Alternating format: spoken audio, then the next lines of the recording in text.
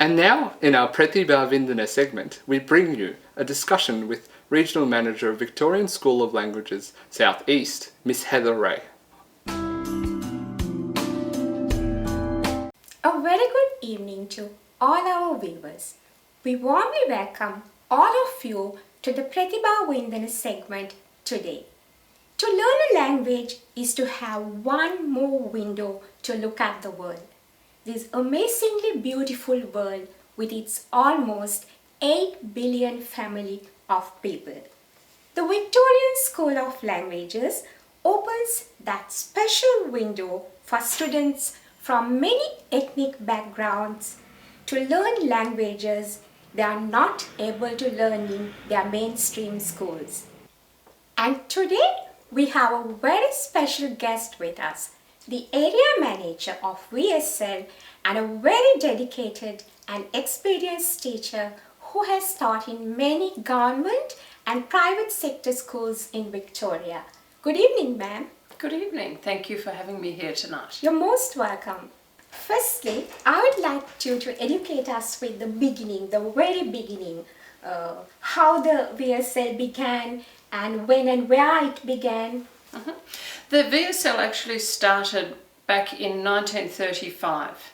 So this was between the two wars, after the First World War, and a group of teachers identified that there was a need to be learning, in particular, Japanese and Italian. And so these teachers set up classes at what is now McRobertson's Girls High, and they started Saturday classes for students.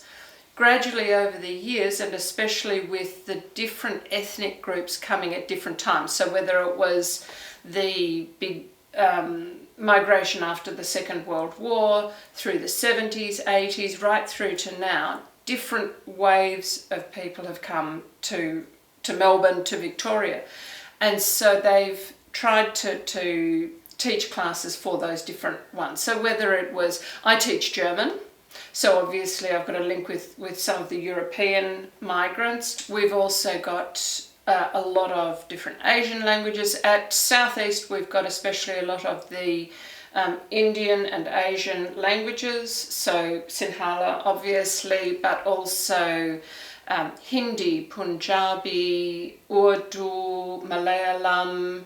We're starting Bengali next year, also Chinese, French, Malay, a long list that I'm going to offend somebody if I miss one of them out. No, you won't. It goes such a long way. We also have, for example, Turkish and Persian, so Dari, a very wide range of languages. May I ask roughly about how many languages? The VSL itself teaches around about 46 different languages. At South East we have around about 25 languages, and those go from foundation, so beginner level, right through to VCE. This year I think we've got 13 or 14 languages at the VCE level. Mrs. Heather, I would like to ask you, is it true that a mother tongue based multilingual or bilingual education can have a positive impact on a student's overall education? Is it possible? It is absolutely possible. In fact, I can't emphasize enough to families how important it is, because first and foremost, it's really important that parents speak to their children in their first language, that it's their natural way to speak with their children. They will be learning English at school. Please speak in your mother tongue at home. But it's not only that. Children develop their ways of thinking. It helps so much, whether it's their ability in music, in maths. It helps their English as well, because they know different ways to explain about the world, to describe the world, to see the world. It helps students so much. There's also then the practical help, and that's when you're going towards your VCE, when you're going towards year 11 and 12, the end of your schooling. If you do final year Sinhala or whichever language it is you do, you will get a positive bonus towards your marks, towards your university entrance ranking. if you've done a language. The Victorian government really wants students to do a language, but apart from anything else, it will just help all of the students' marks. Maybe not in woodwork, but in all other subjects, it really does help the academic marks to have that extra rich way of thinking, of knowing how to see the world. I think that was a very good point for our students. There are many students and parents within our community who would like to know the advantages of selecting Sinhala as a VCE subject. Not only them, even the primary students would love to learn Sinhalese as language. Would you explain the benefits of this aspect to us, Mrs. Heather? I think what is so valuable about learning your language, about learning Sinhala, is that you're not just learning the words. You're learning about the culture, you're learning about the traditions, you're learning about the country. All of this is a part of learning the language. So often, for example, the teachers will encourage the students to come in traditional cultural costume. They will explore different festivals, literature, and even right down to the little tiny ones. This year we've had the opportunity to invite a famous author to speak with the children, and they absolutely loved that. It was a Zoom class. She came and spoke to the students via Zoom from Sri Lanka. This is what makes the learning so rich, because, as I say, it's not just learning the words, learning the grammar, it's learning to read, to write, to listen, and it's also learning to be a part of the Sinhala community.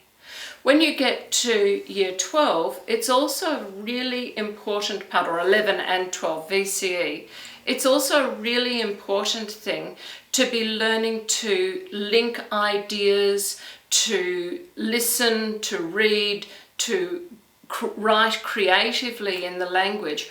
All of that is a part of the skills that you're then going to use in your history assignment, in your other subjects. Those skills that you're learning, how to write a summary, how to explain different points that you've read in a passage, you're going to use those in those other subjects as well.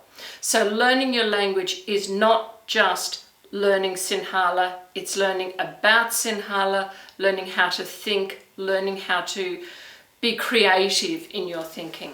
Mrs. Heather, could you describe to us how the teachers support and guide these students at VSL to achieve their goals and obtain good marks? Is there any special progressive workshops of upskilling for the teachers to meet these challenges? Well, all teachers need to follow both the Victorian curriculum, as well as when you get to the VCE level, there is a very clear curriculum that teachers have to follow. Now, this includes listening skills, speaking, reading, writing, viewing. In the modern world, it's not just listening to a recording, it's also looking at films, listening to music, a whole range of things. So firstly, all classes will have experiences of all those different skills during each lesson. All teachers, of course, have to be teacher trained, but then we also run additional workshops. So this year, for example, because we've had to be teaching by remote learning, we've had a lot of intensive work about how to reorganize your class, because you're teaching through your computer, through a Zoom lesson, to all these little faces on the screen. How do you keep their interest when you can't stop and realize they're getting a little bit restless now? And when you're talking about 6-year-olds, they're getting restless. Their eyes, you can see their eyes are going all over the place. So we've done a lot of work with that. But we've also been introducing, for example, in just our area, we introduced a reading challenge to encourage students to read in their language. Now, for a lot of those students, they may not have necessarily full access to lots of books, but we were very happy that the teacher would read aloud, especially traditional literature to them, short stories, fairy tales, and then gradually encouraging them. A beginner reader might read a book that's got 20 words in it. That's excellent. They've read 20 words in script, and then we build up as that we go up higher, that they're actually able to read books from Sri Lanka. So we run workshops. The VSL as a whole organises professional development, but we also encourage teachers to do their own research, because we can't offer information for every single language, obviously, but we try to do our best. Excellent. I think the students are gifted to have such teachers at VSL. Thank you. Well, Mrs. Heather, after listening to all the most fascinating and constructive ways of teaching at VSL, I'm confident that many students would like to enroll and gain good results there. Shall we enlighten all the students about the VSL locations and the enrollment procedure? Absolutely. There are 8 VSL centres across Victoria, both in country Victoria and here in Melbourne, that teach Sinhala. So we have, just listing them off, Glen Waverley, Brentwood, which is just next to Glen Waverley, Epping, Roxburgh, Noble Park, which is at Carwatha College, Hampton Park, which is my centre, and then in the country, Bendigo and Shepparton. Now, in the middle of November, the enrolments will open for new students. So the students who are already students of VSL will be enrolling, they receive a letter to re-enroll, and then the middle of November, all students will be able to enrol for 2021.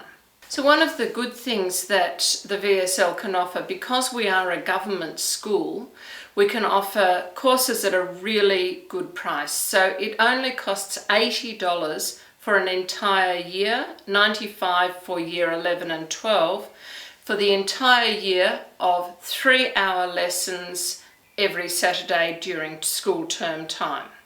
Now, how do you actually enrol? The best thing is just simply to Google Victorian School of Languages, or VSL, and you'll come to the website. Right at the top you'll see a blinking tab that says Request Enrolment.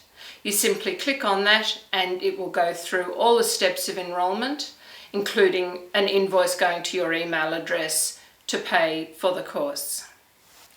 Lastly, Mrs. Heather, I want to ask you, what inspired you to become a teacher? What made you enter this lovely profession? Originally, I had actually had in mind to do something creative, maybe to look in medical field as well, but deep down I knew in my heart I'm a teacher.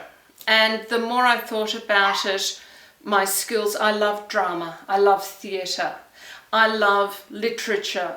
In teaching, I'm able to include all of these skills, but more importantly, it's working with the students. Now, I work in secondary, so I'm mainly with students from about 13 to about 18. But these young people have just such brilliant minds, such great ways of seeing the world, and knowing that you're having a little bit of a part in getting them ready for the world. That's what, over the many years of teaching, has made me enjoy being a teacher. That's lovely to hear. Any unforgettable memories with the students in your life? I think some of the most memorable students have been going from some of the weakest students to some of the, of course, we're always so excited when we have a student who gets absolutely top marks at year 12. But it's also all the different characters. One of my first classes at the VSL, every single one of those year 11 and 12 students had just such an amazing character. I've got to admit, I'm still friends on Facebook, maybe not true friends, but I'm still friends with them because they were special people and they will always hold a very special place in my heart. No wonder you are the best teacher. Mrs. Heather Rae, we are extremely grateful to you for sharing your invaluable time and your vast knowledge with us today. I think the students are much gifted to have a dedicated and experienced teacher like you, who was also presented with an award of excellence in VC teaching. Thank you very much for being with us today. Thank you very much. We also like to extend our very best wishes to the administration and all the teachers at the Victorian School of Languages.